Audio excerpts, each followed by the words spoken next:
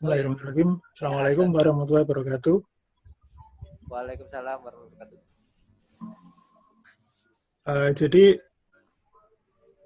pada malam hari ini perkuliahan kita adalah kita akan membahas tentang evaluasi classifier atau evaluasi sistem klasifikasi. Seperti biasa, nanti setelah diskusi ini kita akan melakukan kuis untuk evaluasi kita pada setiap pertemuan. Seperti yang sudah saya infokan sebelumnya, jadi ini semua yang saya jelaskan sedang saya record juga. Kemudian nanti untuk kuisnya nanti waktunya saya berikan waktu menjawab lebih panjang. Ya sekitar 30 detik sampai 60 detik. Kalau biasanya kan 10 detik sampai 20 detik. Paling panjang 30 detik. Ini semuanya saya kasih minimal 30 detik. Ada yang 60 ya, tergantung tingkat kesulitan soal. Kalau sangat gampang ya 30 detik. Kalau agak lama untuk berpikir, saya beri waktu 60 detik.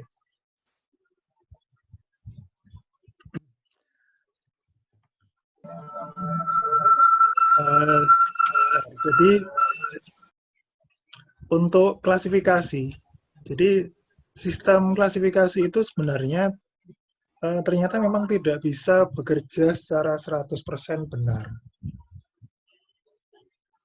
Ternyata memang ada kalanya dia tidak bisa bekerja secara benar. Kadang-kadang ada salahnya. Ya sebenarnya analoginya sama dengan kasus secara nyata ya.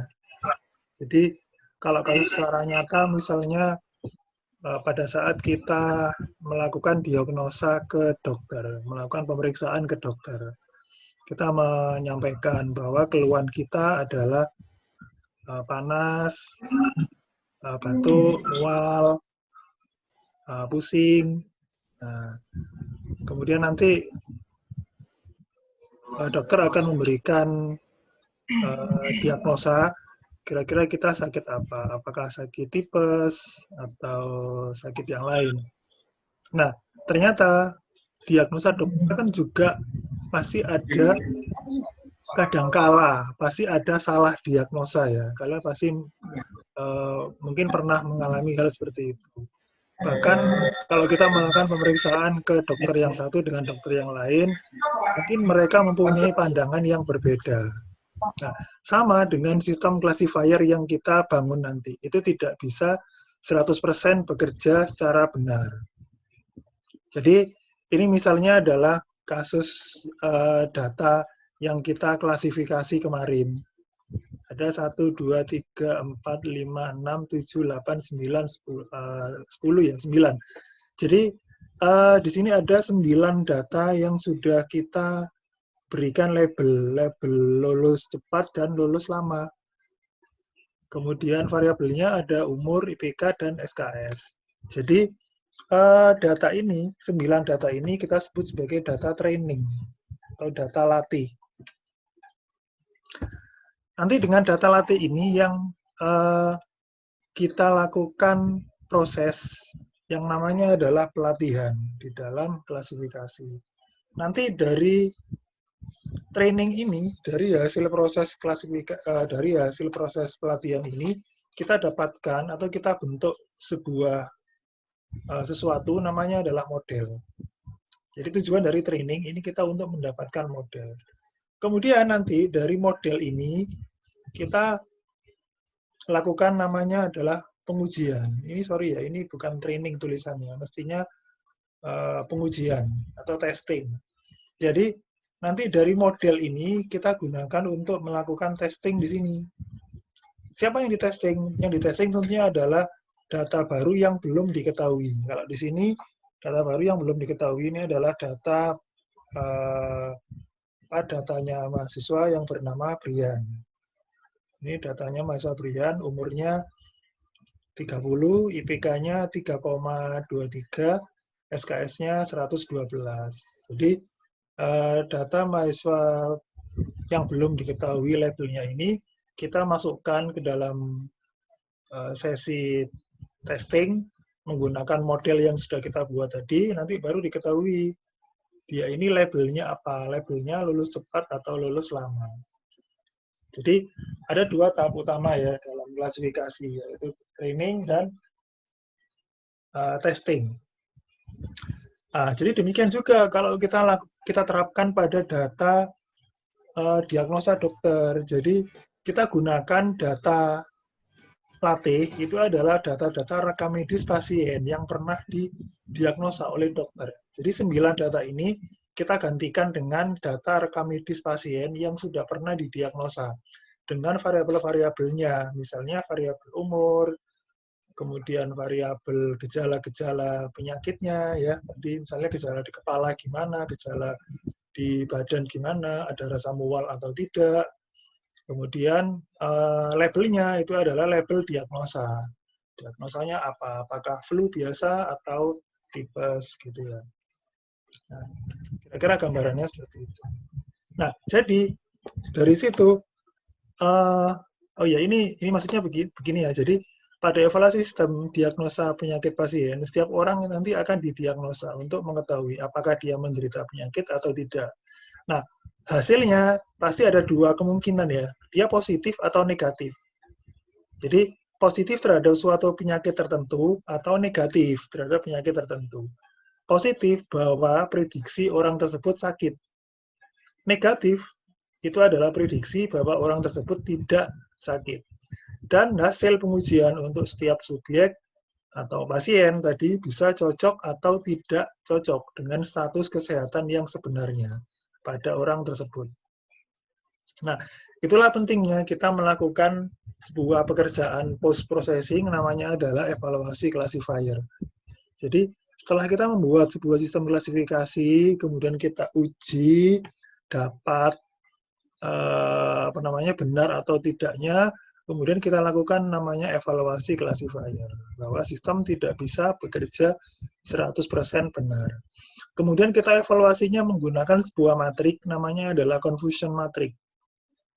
Nah, dalam confusion matrix bisa kalian lihat di sini, kita ada dua kelas ya, ada kelas 1 dan kelas 0. Kemudian ada dua blok, ada blok baris dan ada blok kolom. Perhatikan pada blok baris ini untuk kelas real atau kelas asli. Jadi ada kelas asli atau diagnosa realnya, diagnosa real pasien itu ada kelas 1 dan ada kelas 0 atau kelas positif dan kelas negatif. Kemudian di blok kolom ini adalah hasil prediksi atau hasil diagnosa apakah si pasien tadi positif atau negatif. Kelasnya sama, kelas 1 dan kelas 0. Sehingga kita akan dapatkan 4 sel. Itu sel F11, F10, F01, dan F00. Sesuai dengan petanya nanti ya. Nanti akan dipetakan bahwa ada orang yang realnya itu kelas 1 atau positif, sedangkan di hasil prediksi oleh sistem itu juga positif. Nanti kita taruh di sini. Nanti akan ada juga pasien yang realnya itu positif atau kelas 1, tetapi sistem menjawab negatif. Atau sebaliknya, ada yang realnya itu negatif, tapi sistem menjawab positif. Ya. Atau yang terakhir, sama-sama negatif. Nah, gitu ya. Ini bentuk lain dari confusion matrix, prinsipnya sama, cuma yang di sini kita ganti positif negatif, yang di kolom kita ganti positif negatif juga. Sehingga 4 sel nanti akan kita beri nama true positif. Ini untuk yang positif-positif ya. Jadi realnya positif, kemudian prediksinya juga positif. Kita sebut true positif. Kalau yang realnya positif, prediksinya negatif, kita kasih false negatif. Jadi maksudnya negatif yang salah. Kemudian yang sebaliknya, ini realnya negatif, tapi prediksinya positif. Kita sebut sebagai false positif atau positif yang salah. Dan yang terakhir, ini kalau sama-sama negatif, kita sebut sebagai true negatif. Nah, nanti kalau kita sudah memetakan semua hasil pengujian ke confusion matrix, baru kita hitung kinerja. Kinerjanya kita bisa menggunakan akurasi. Jadi akurasi itu kita dapatkan dari jumlah data yang diprediksi secara benar dibagi jumlah prediksi yang dilakukan. Sehingga untuk mendapatkan ini kita bisa masukkan F11 ditambah F00. Jadi F11 dan F00 itu pada bagian diagonal utama. Pada diagonal utama. Yang ini ya F11 dan F00. Dibagi semua sel, 4 sel tadi ya, F11, F010, F01 dan F00.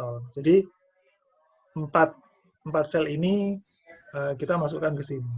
Nanti baru dapat akurasinya sekian persen. Kemudian sebaliknya dari akurasi itu namanya adalah laju error. Kalau laju error ini sebaliknya ya, jumlah data yang diprediksi secara salah dibagi jumlah prediksi yang dilakukan.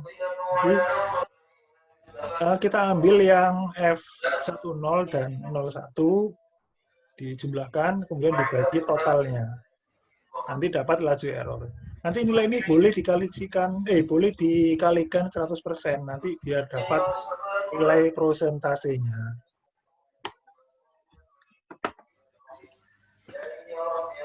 Jadi ini contohnya. Jadi contohnya kita ini adalah hasil prediksi pada sebuah sistem untuk melakukan deteksi keberadaan hewan di dalam foto, misalnya begitu ya. Ini prediksi hewan di dalam foto. Apakah hewan itu kucing atau kelinci? Ya. Jadi ada 2 kelas di sini, kelas kucing dan kelas kelinci. Jadi kelas asli ini adalah berarti realnya, foto itu foto kucing atau foto kelinci. Kemudian kolomnya ini adalah hasil prediksi sistem, kucing dan kelinci. Nah, hasilnya ternyata kucing itu ada 95 yang terdeteksi sebagai kucing. Kemudian yang terdeteksi kelinci ini nggak ada, 0. Kalau kelinci, maksudnya foto kelinci, terdeteksi kucing ada 4. Kemudian foto kelinci, terdeteksi kelinci ada 1. Nah, dari sini kita bisa menghitung bahwa akurasinya adalah 96%. Dapat dari mana? Dari sini, 95 ditambah 1 dibagi 4, dibagi 95 ditambah 0 ditambah 4 ditambah 1. Gitu ya. Jadi akurasi ini didapat dari 95, kemudian ditambah 1 dibagi 95 ditambah 0 ditambah 4 tambah 1. Ya, seperti itu. Sampai sini ada yang mau ditanyakan?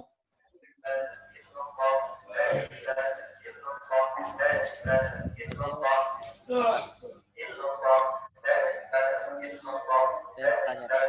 Itu berarti dibaginya keseluruhan ya, Pak? Intinya itu. Bisa tamu.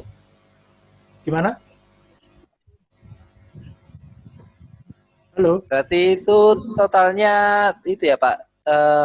Misalnya tadi 95 tambah 1 dibagi 95 tambah 0 tambah 4 tambah 1. Berarti itu nanti yang bawahnya itu keseluruhannya ya, jumlah keseluruhan, ya, keseluruhan prediksinya. Keseluruhan prediksi yang dilakukan, baik yang positif maupun yang negatif. Oh, oke. Sehingga kalau Terima kasih, Pak. kalau error berarti nanti kan 4 ditambah 0 ya, terus dibagi semuanya. Jadinya kan 4 oke. Ya. Ya, Pak. Dilanjut Terima ya. kasih, Pak. Ya. Ya kan? Nah, jadi sebenarnya kalau kita lihat akurasi itu sebenarnya lemah kalau kita gunakan sebagai satu-satunya apa namanya evaluator. Mengapa lemah? Karena sebenarnya kalau kita perhatikan ya, kalau kita perhatikan akurasi tadi, coba kita lihat akurasinya tadi. Jadi coba perhatikan di sini. Akurasinya 96%. Tinggi apa rendah ini?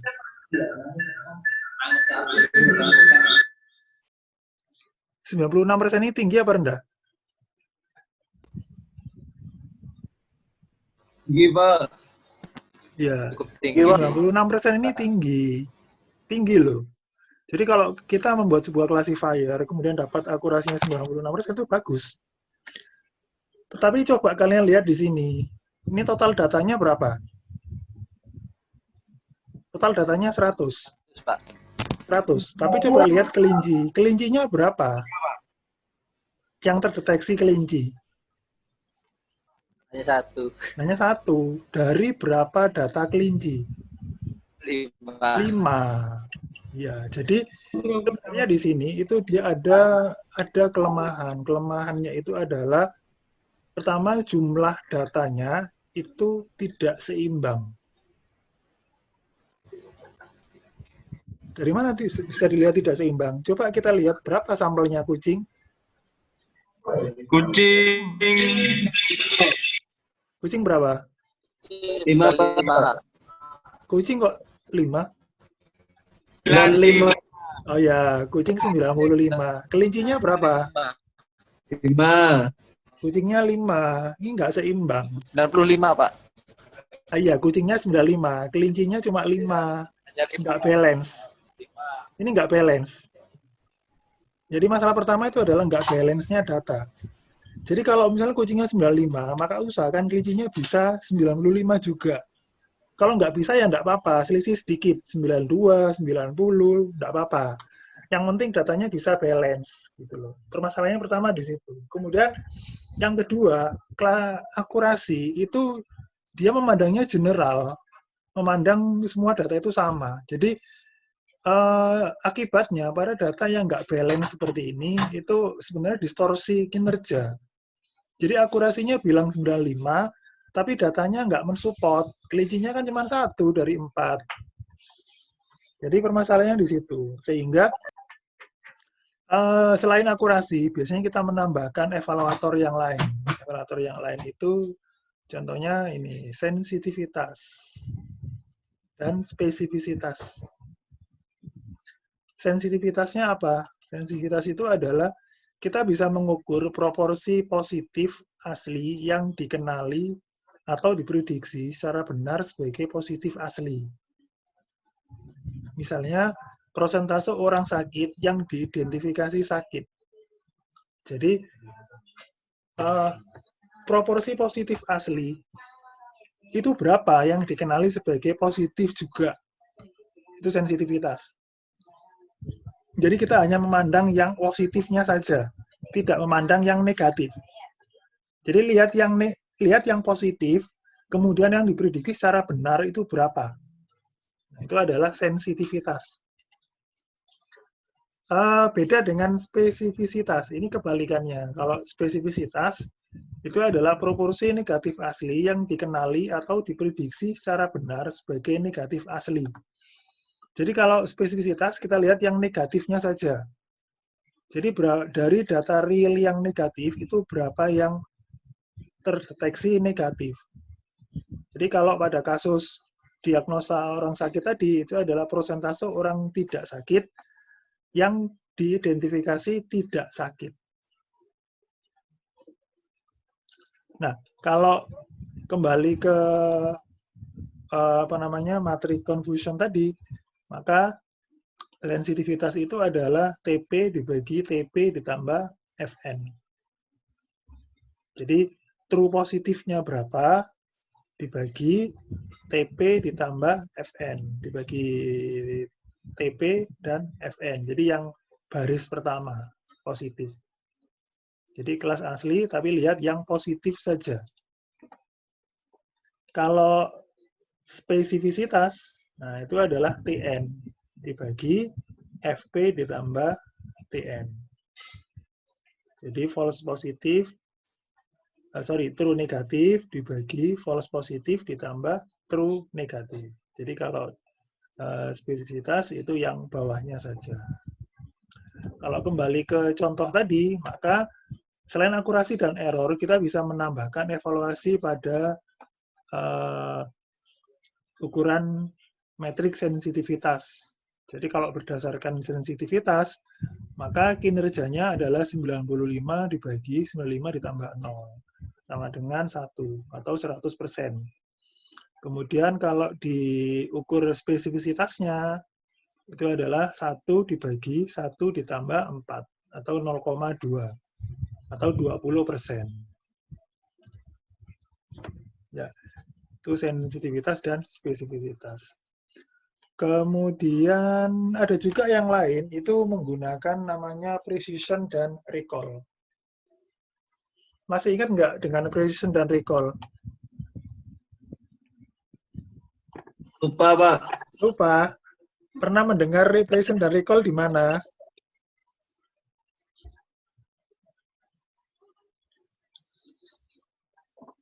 Itu sudah kita bahas semester kemarin.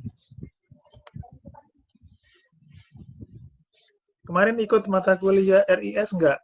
Retrieval Information System. Ikut, Pak. Ikut kan? Ikut semua. Ayo, siapa yang masih ingat? Precision dan recall. Yang ngajar siapa? Pak Eko. Ayo.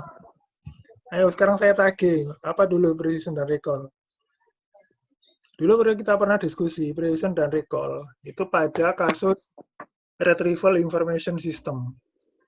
Kita melakukan evaluasi pada dokumen yang kita retrieve. Oh iya, tapi kebahas nggak ya kemarin ya?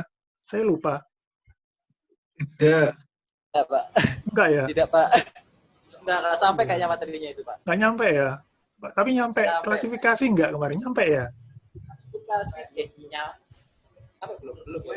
Kalau klasifikasi nyampe, pasti evaluasi juga nyampe. Karena duluan evaluasi daripada klasifikasi. Tapi nggak apa-apa. Pak, fokus ngitung. Bingung, Pak. Ya, wes nggak apa-apa. Jadi, sambil review lagi ya. Jadi, kalau precision itu adalah metrik untuk mengukur kinerja sistem dalam mendapatkan data relevan dari hasil yang didapat. Kalau ini definisi pada kasus retrieval ya.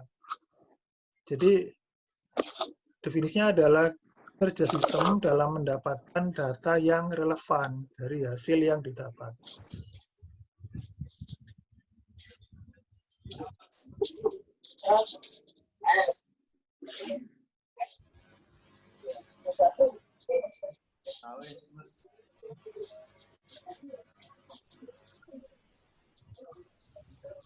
Jadi kalau di dalam formula ini, maka precision itu adalah TP dibagi TP ditambah FP. Jadi kalau di sini itu dari data yang terdeteksi positif, itu berapa yang terdeteksi positif juga. Jadi TP dibagi TP ditambah FP. Kalau recall, ini sebenarnya sama dengan sensitivitas. Adalah untuk mengukur kinerja sistem dalam mendapatkan data relevan yang terbaca. Jadi rumusnya itu adalah TP dibagi TP ditambah FN.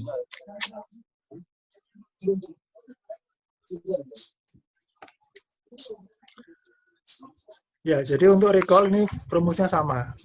Sama dengan yang sensitivitas. Kalau precision, ini lihat yang bagian kolom. Ya, dari berapa yang positif dibagi semua yang terdeteksi positif.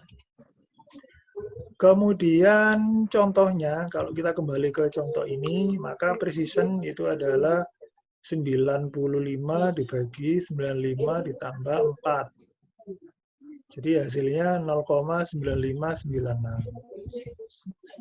Sedangkan recall-nya 95 dibagi 95 ditambah 0, hasilnya 1. Jadi kalau recall ini sama dengan sensitivitas. Kalau precision dapatnya 0,95. Ya, sampai sini ada yang mau bertanya lagi?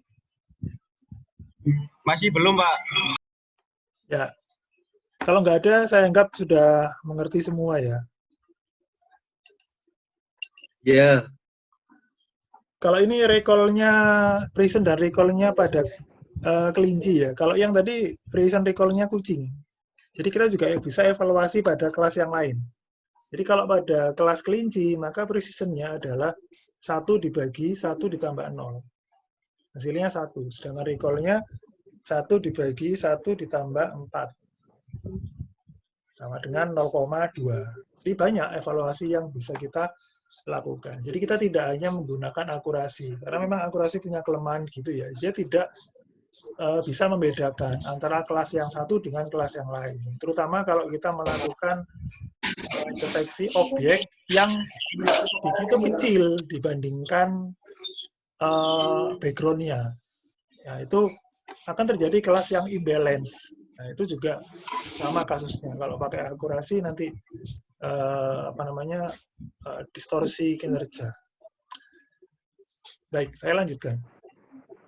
Nah, sekarang pertanyaannya, apakah precision dan recall itu harus selalu tinggi?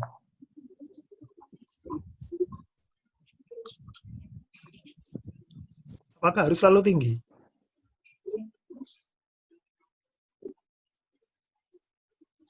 Ya, kalau tinggi pasti bagus ya. Tapi apakah harus tinggi dua-duanya? Gitu pertanyaannya. Precision-nya harus tinggi. Recall-nya harus tinggi. Tapi apakah harus selalu tinggi? Coba kita lihat kasusnya ya. Jadi, kalau pada kasus diagnosa penyakit pasien, ya, itu memang sistem diharapkan precision-nya harus tinggi, recall-nya juga tinggi. Mengapa harus tinggi? Karena kalau enggak, jadi nanti petanya akan seperti ini.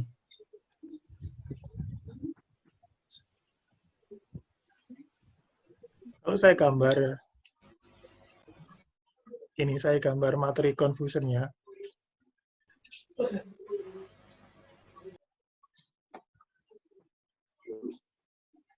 Ini yang positif, yang negatif, ini positif, ini negatif. Kemudian ini oleh sistem, ini oleh dokter. Di sini misalnya yang sakit, terdeteksi sakit 98. Kemudian yang di sini 0, yang di sini 1, yang di sini 99. Apakah di sini ada yang salah diagnosa?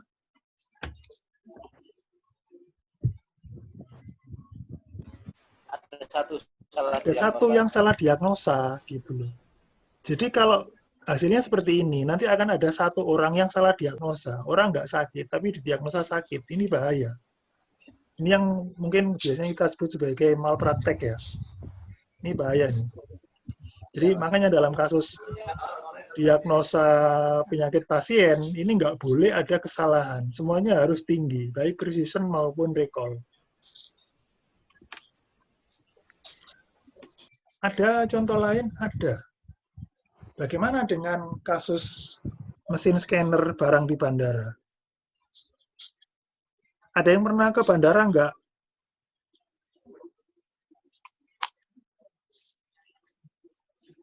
Ada yang pernah ke bandara naik pesawat? Ada. Ya, siapa? Akbar. Yohanes Pak, pernah Pak katanya. Siapa? Yohanes pernah Pak. Ya Pak, pernah Pak, pernah. Yohanes pernah Pak. Siapa? Akbar Pak. Oh, Akbar. Iya, Pak. Yohanes pernah Pak, Yohanes Pak. Yohanes. Oke, Yohanes. Singapura Airlines Pak. Yohanes gimana pengalamannya kalau mau naik pesawat? Harus beli tiket dulu. Ya pastilah. Loh Mbak. Sebut-sebut. Loh, katamu udah pernah ground itu. Tukar tiket di counter check-in, Pak. Ya, anggap aja Setelah sudah itu sudah bawa tiket. Sudah bawa tiket. Terus apa prosedurnya? Anu, Pak, memiliki boarding pass. Ya, sebelum dapat boarding pass-nya, anggap aja belum. Di dalam ya, sebelum check-in, ngapain? Scan Sinar X, Pak. Apa?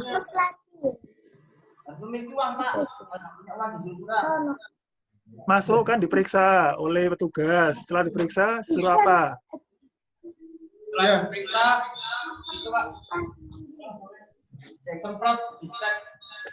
Suruh apa? Disinfektan.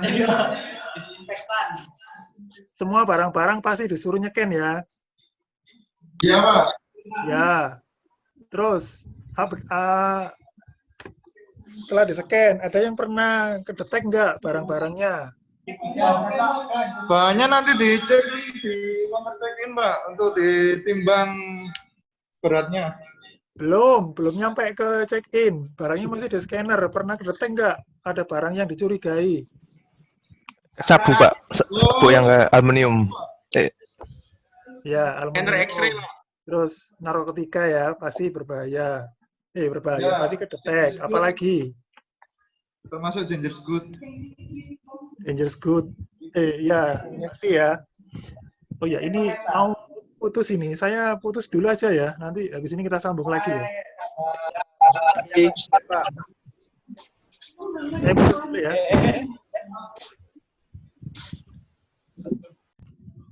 Ya, jadi tadi kita sampai di mana ya? Sampai di bandara ya.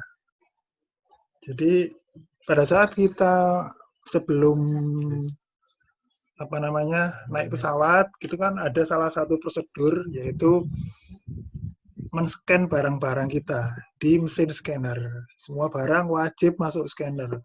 Koper, tas, HP, semuanya masuk ke scanner. Jaket pun disuruh lepas ya. Suruh ngelepas waktu scan, Pak. Ya, belt juga suruh lepas. Iya. Ya, Sabu juga, Pak. sabu lah ya, sabu suruh melepas. Sabu. Oh iya. Kenapa sabu disuruh melepas? Karena mengandung logam, Pak. Karena mengandung logam. Iya, benar. Iya. Tangan juga, Pak. Jam tangan. Cek tangan. Jam tangan. Oh, jam tangan. ada Ya. kalau Jam tangan Ya, juga, Pak. Iya, jam tangan juga harus dilepas. Dompet juga harus dilepas, toh? Pak, masuk scan. Ya, dompet juga harus dilepas. Ada yang pernah dipanggil suruh perlihatkan barangnya? isi tas, Pak. Isi tas. Isi tas. Oh ya, enggak maksudnya Iya. tasnya suruh buka, terus isinya apa, suruh nunjukin gitu, pernah nggak?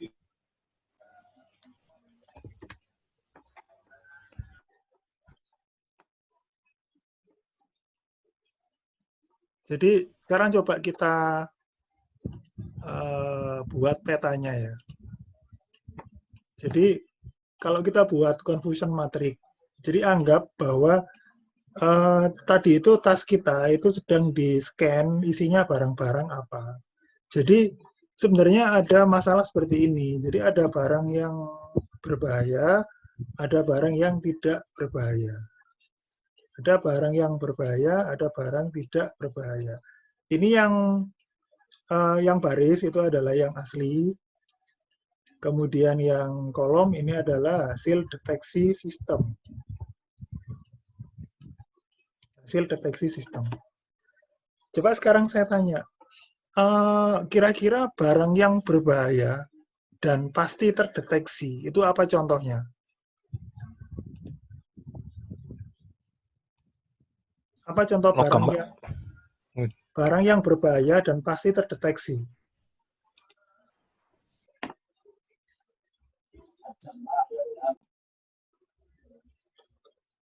Apa contohnya? Pisau bahaya nggak? Oh iya, Pak. Pisau bahaya dan pasti Bahaya. akan terdeteksi. Di sini ya pisau. Pisau, kemudian termasuk narkoba dan teman-temannya, celurit, gitu ya. Apalagi Korek enggak? korek, betul, korek api itu juga nggak boleh ya, berbahaya. Terus apa lagi? Gunting, Pak. Gunting, ya, gunting juga berbahaya. Kalau tadi yang sabuk tadi katanya berbahaya, itu berbahaya, terdeteksi, tapi berbahaya enggak? Enggak, Pak. Enggak berbahaya. Kalau sabuk enggak berbahaya. Sabuk enggak berbahaya, tapi dia masuk ke sini. Kok di sini? Bukan di sini ya sabuk ya. Sabuk itu masuk di sini. Nah, sabuk itu masuk di sini. Sabuk itu kan barang yang sebenarnya tidak berbahaya, tapi terdeteksi. Terdeteksi berbahaya. Mengapa? Terdeteksi karena sabuk bahannya sama dengan bahannya pisau dari logam. Jadi kalau pisau aja nggak terdeteksi, kalau sabuk aja nggak terdeteksi, maka pisau juga akan sulit terdeteksi. Tapi kira-kira kalau kalian nggak sengaja pakai sabuk terus terdeteksi, bermasalah nggak? Nggak bermasalah ya, pasti disuruh nunjukkan saja bahwa itu adalah barang tidak berbahaya. Tapi harus terdeteksi, walaupun dia bukan barang berbahaya. Kalau yang di sini ini barang-barang yang tidak berbahaya dan tidak terdeteksi. Misalnya sepatu, tapi sepatu ini mungkin catatan ya, bukan sepatu safety ya. Kalau sepatu safety pasti di sini akan terdeteksi. Tapi kalau sepatu biasa tidak terdeteksi. Baju itu ya nggak terdeteksi. Nah, termasuk barang-barang yang di sini ini nggak boleh.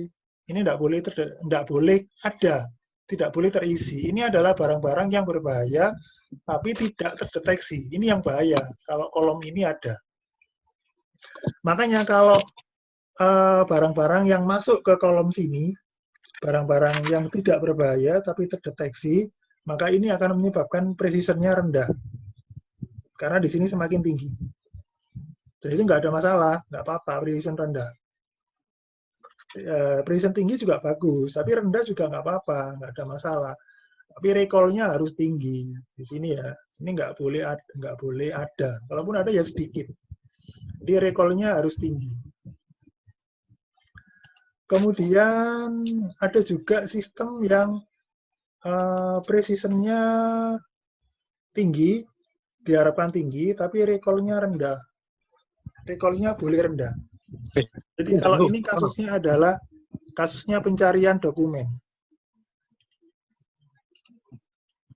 Kasusnya pencarian dokumen. Ini recall-nya sebaiknya boleh rendah, tapi precision-nya sebaiknya tinggi.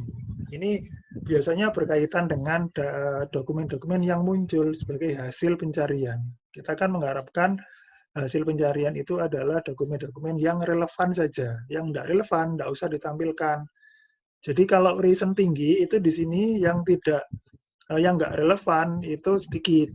Sedangkan recall rendah itu di sini. Jadi ada sebagian yang tidak deteksi atau tidak keluar. Ini nggak ada masalah. Yang penting yang dikeluarkan oleh sistem, yaitu pada kolom ini, yang dikeluarkan oleh sistem sebagai hasil pencarian itu adalah hanya dokumen-dokumen yang relevan saja.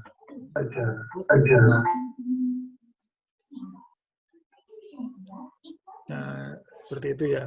Kemudian ada juga pengukuran kinerja itu menggunakan F-measure atau ukuran F ya namanya. Jadi F itu adalah penyajian kinerja sistem sebagai gabungan antara precision dan recall. Mengapa harus digabung? Karena biasanya kalau kita menyajikan atau menyampaikan sesuatu tapi terpecah menjadi dua potong, itu kan sulit. Kalau kita menyajikan precision-nya 0,8, recall-nya 0,9, itu kan dua potongan angka.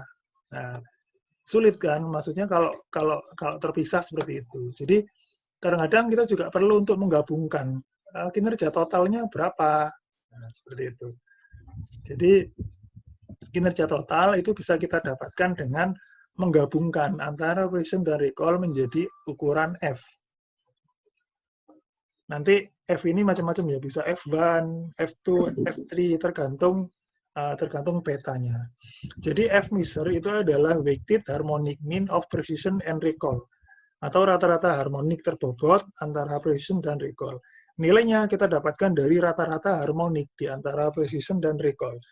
Rumus dasarnya seperti ini ya, 2 kali beta kuadrat dikali precision dikali recall dibagi beta kuadrat dikali precision ditambah recall. Tergantung betanya, nanti mau beta berapa. Umumnya beta ini nilainya 1, sehingga kita sebut sebagai F1. Jadi kalau betanya 1, nanti tinggal 2 kali beta kuadrat dikali precision dikali recall dibagi betanya 1 ya, berarti tinggal precision ditambah recall. Sehingga nanti rumusnya jadi seperti ini. Ini lebih sederhana. 2 kali precision kali recall dibagi precision ditambah recall. Sehingga nanti ketemunya berapa? Misalnya 0,75. Jadi kinerjanya itu gabungan. Jadi itu tadi adalah tentang metrik-metrik untuk mengukur. Selanjutnya adalah metode. Metode untuk melakukan evaluasi classifier. Yang pertama itu adalah holdout. Kalau holdout, ini dataset kita pecah menjadi 2 bagian terpisah. Kita sebut dengan data latih atau set data latih atau data training atau training set, dan yang kedua adalah set data uji atau tes data atau tes set. Boleh. Setiap data itu hanya berada dalam satu posisi.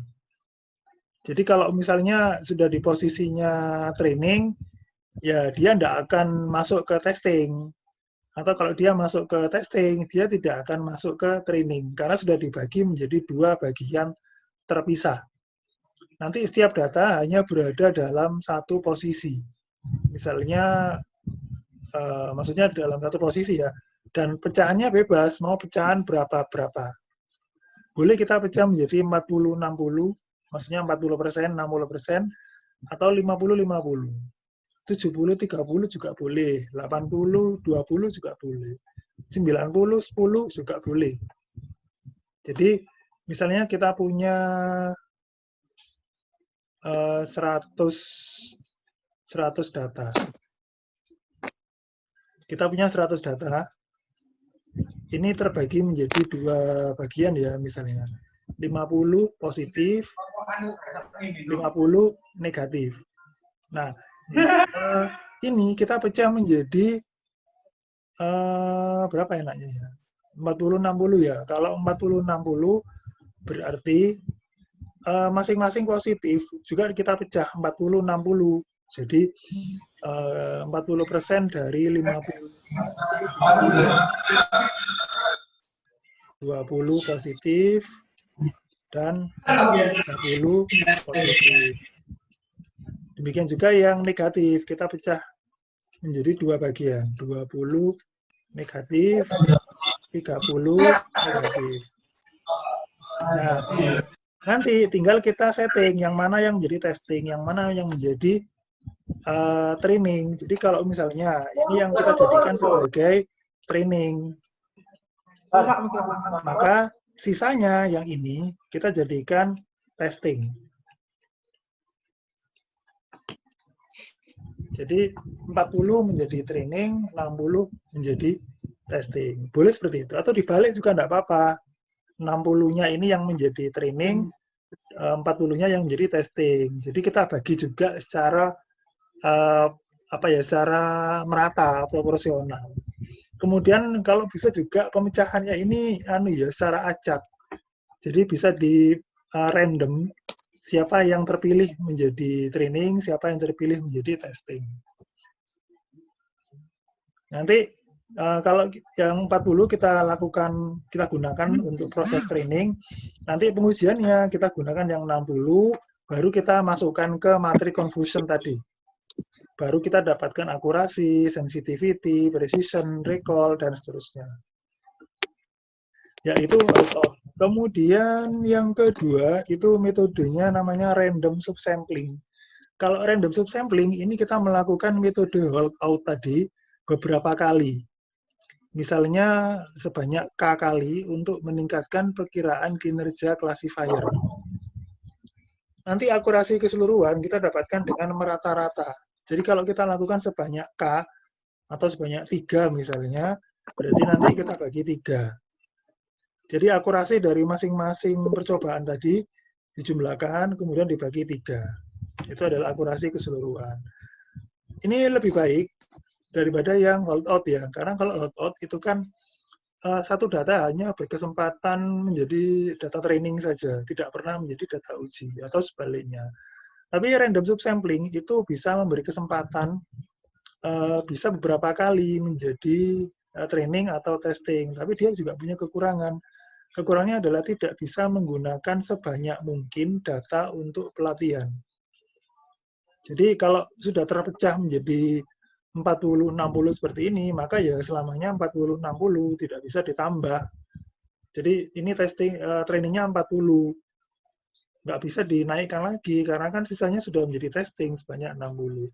Kemudian kelemahan yang kedua, tidak mengontrol berlebihnya jumlah berapa kali setiap data menjadi bagian dari pelatihan atau pengujian.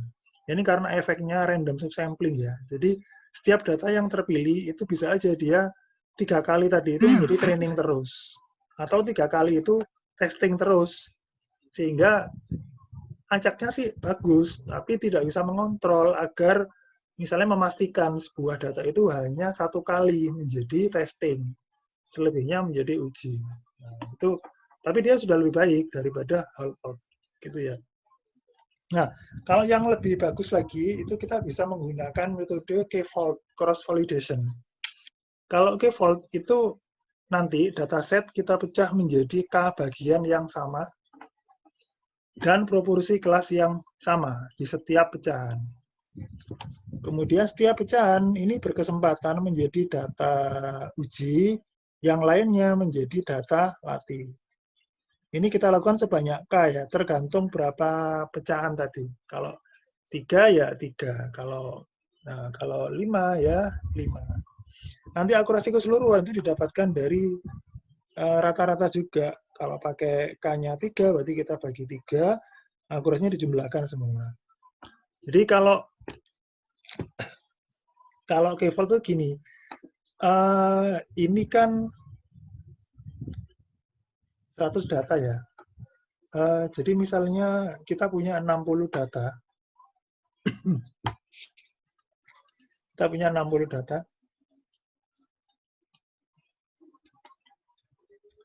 60 data ini terpecah menjadi 30 ya. 30 yang positif, 30 yang negatif. Kemudian kita pecah menjadi 3 bagian. Ada bagian, misalnya bagian A, ini bagian B, ini bagian C. Jadi nanti kita bagi merata. Data yang positif kan 30 ya. Kita bagi juga di sini, ada positif 10, di sini juga 10, di sini 10. Ini yang positif. Kemudian yang negatif juga begitu ya. Yang negatif kita bagi merata. Di kelompok A 10, kelompok B 10, kelompok C 10. Ya. Jadi semuanya akan menempati bloknya masing-masing setiap data. Nah, selanjutnya kita lakukan pelatihan dan pengujian sebanyak 3 sesi. Sesi pertama, sesi kedua, sesi ketiga. Sesi pertama itu ada yang menjadi data latih. Data latih itu adalah data A dan B. Sehingga yang menjadi testing itu adalah data C. Jadi data AB ini kita gunakan, kita gabung, nanti kita gunakan sebagai training. Nanti modelnya baru kita gunakan untuk mentesting data kelompok C, baru nanti kita dapatkan akurasi. Misalnya ini akurasi dari sesi pertama.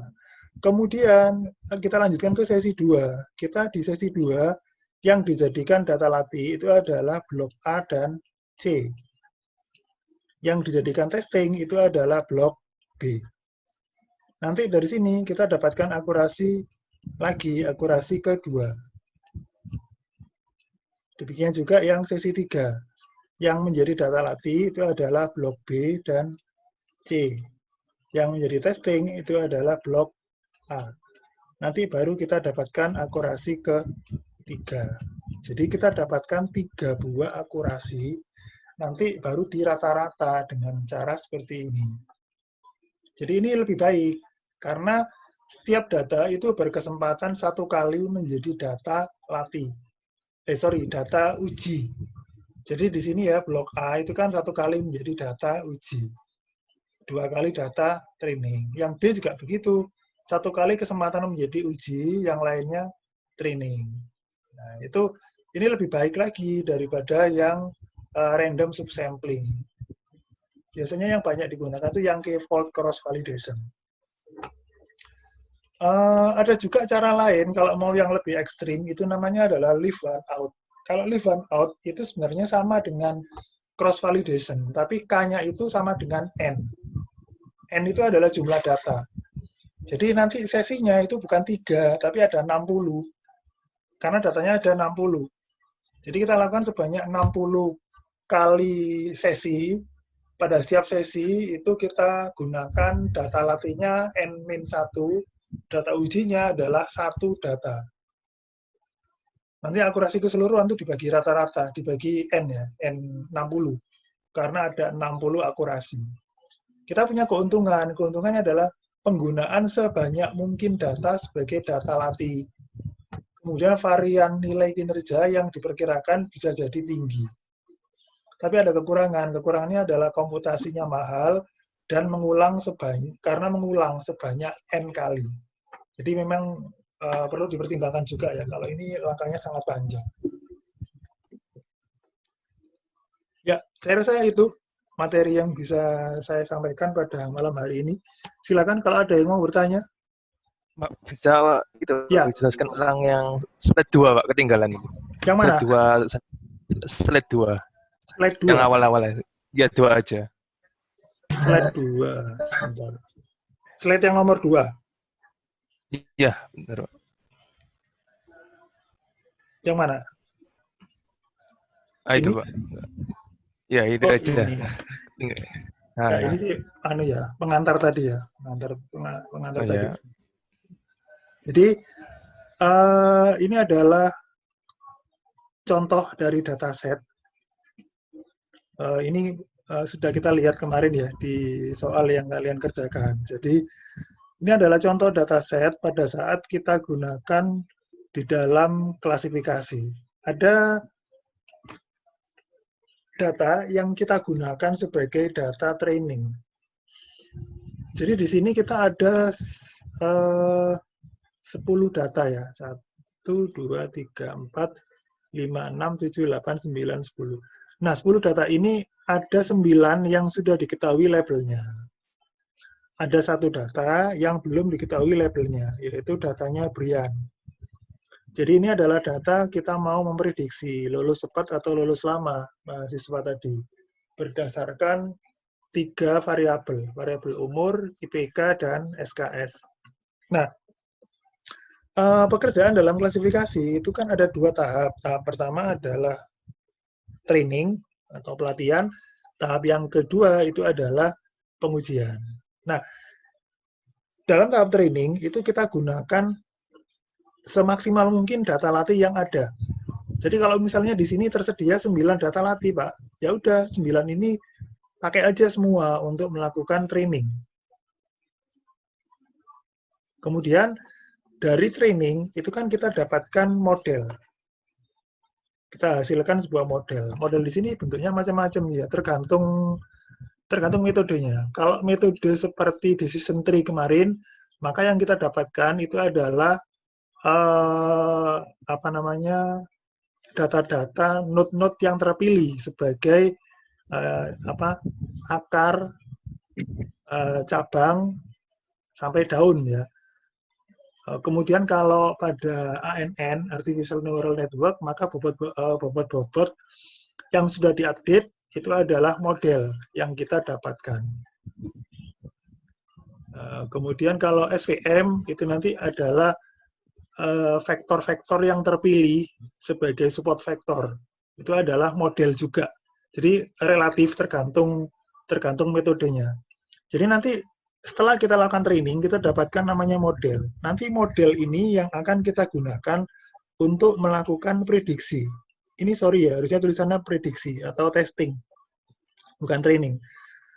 Nanti dari model tadi kita gunakan untuk melakukan testing menggunakan data uji atau data testing yang sebenarnya itu belum diketahui labelnya.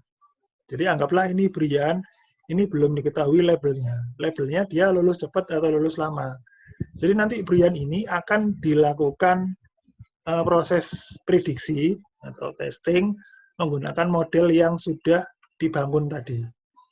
Sehingga nanti akan diketahui apakah si Brian itu lulus cepat atau lulus lama.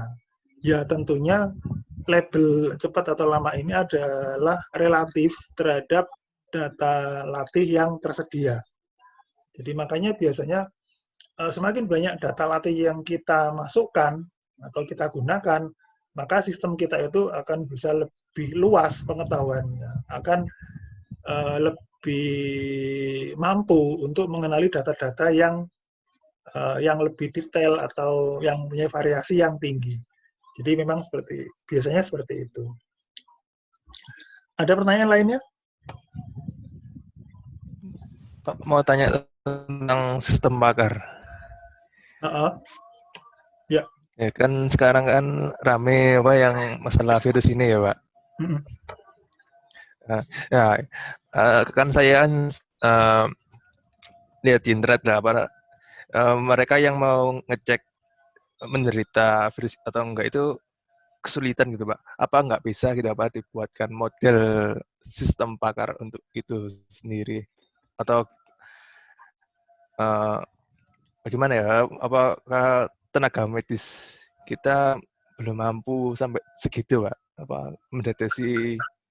Maksud kan membutuhkan dokter yang ahli loh, Pak. Nah, itu apakah gara-gara itunya atau gimana, Pak? Kok yang lebih efisien lah. Karena di Korsel sendiri sudah ada di Korsel sendiri. Ya, sebenarnya kalau kasus yang baru ini yang tentang virus ini itu kan ya di samping case-nya baru ya, baru beberapa bulan. Jadi saya lihat perkembangannya memang sejak dia muncul pertama kali di akhir Desember itu risetnya baru mulai banyak bermunculan. Kalau kita lihat di situs-situs yang menyediakan hasil risetnya. Jadi memang kalau saya lihat ini kan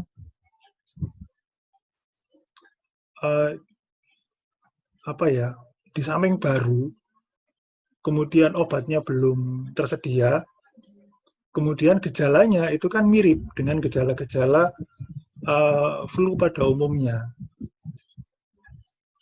ya kan? Kemudian yang harus dipertimbangkan juga itu adalah proses dari inkubasi hingga sampai dia menderita itu kan cukup cepat dalam hitungan hari ya, Jadi kemudian ketersediaan data, permasalahan yang lain, ketersediaan data karena memang ini masih baru.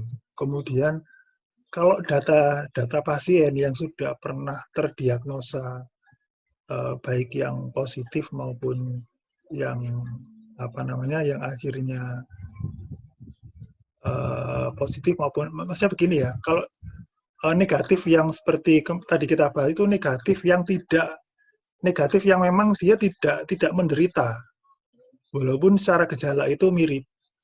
Jadi kalau misalnya datanya itu memang ada, sudah terkumpul data gejala-gejala pasien yang baik yang sudah didiagnosa ya, baik yang positif maupun yang sebenarnya negatif, itu bisa aja kita buatkan. Bisa aja kita buatkan, asalkan datanya ada. Kemudian variabelnya kan juga harus dipastikan, karena kalau dalam klasifikasi, terutama data yang digunakan matrik, maka variabelnya juga harus jelas. Misalnya apa saja? Misalnya gejala di suhu tubuhnya, kemudian apa tadi, frekuensi batuknya, kemudian apa namanya, ini ya, jeda waktu nafasnya misalnya. Nah, itu juga harus, kalau terdiagnosa secara cepat, bisa dicek bisa tersedia secara cepat, dan datanya saya rasa bisa untuk dibuatkan. Cuma ya itu ya, karena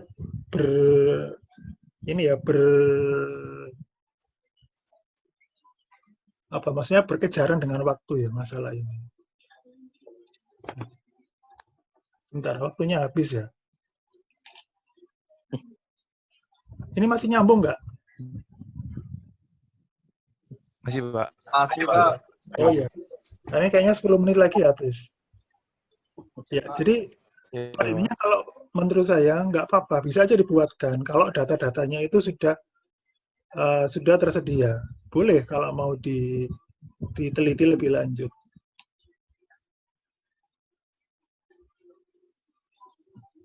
Ya, saya rasa itu. Ada yang mau ditanyakan lagi?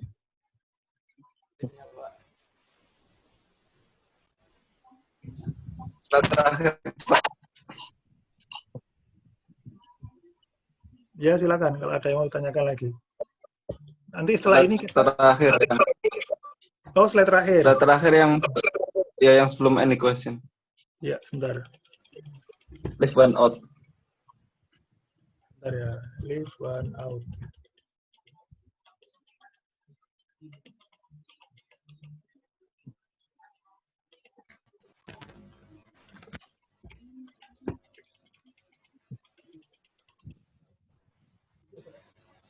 Ya, ini ya.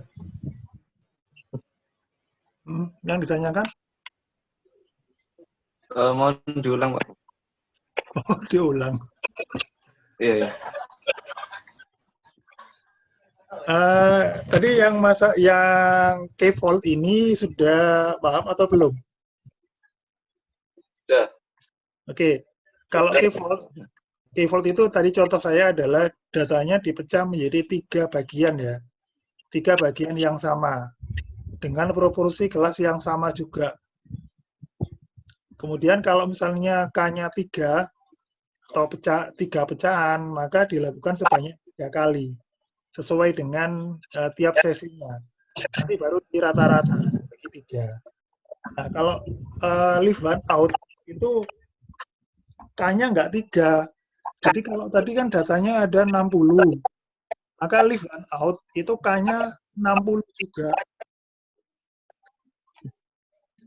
Jadi K-nya juga ada 60. Berarti nanti sesinya juga ada 60. Karena mensyaratkan K-nya harus sama dengan N.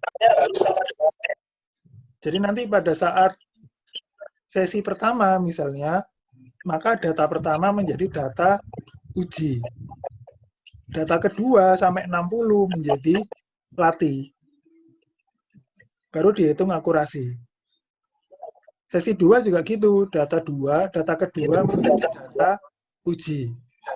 Data latihnya adalah data ke-1 dan data ke-3 sampai 60. Baru dihitung akurasi kedua. Sampai sesi ke-60.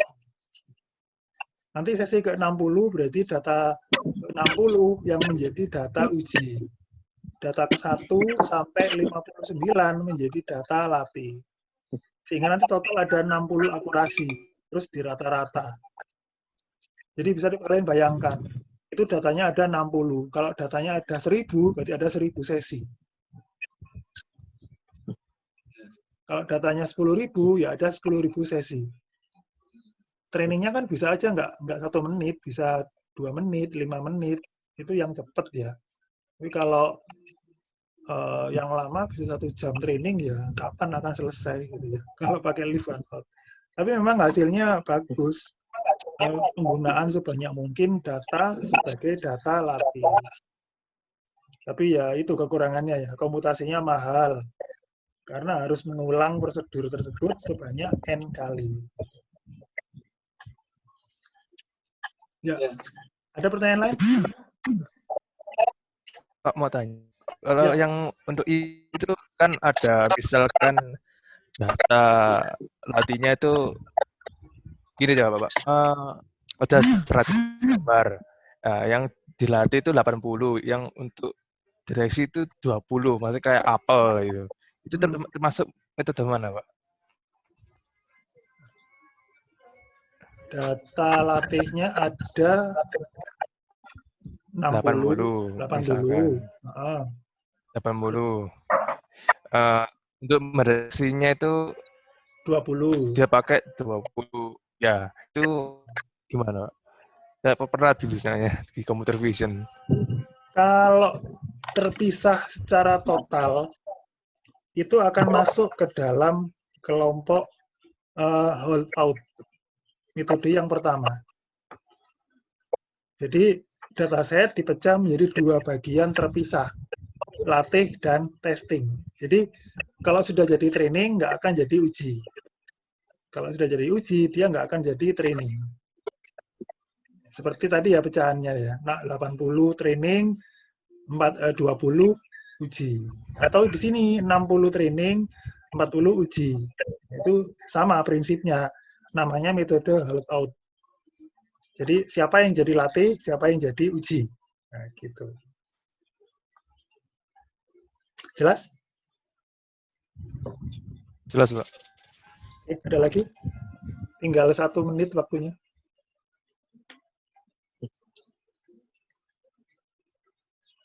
Kalau nggak ada, kita cukupkan ya untuk penjelasannya. Ini saya disconnect dulu, habis itu kita lanjut ke kuisnya.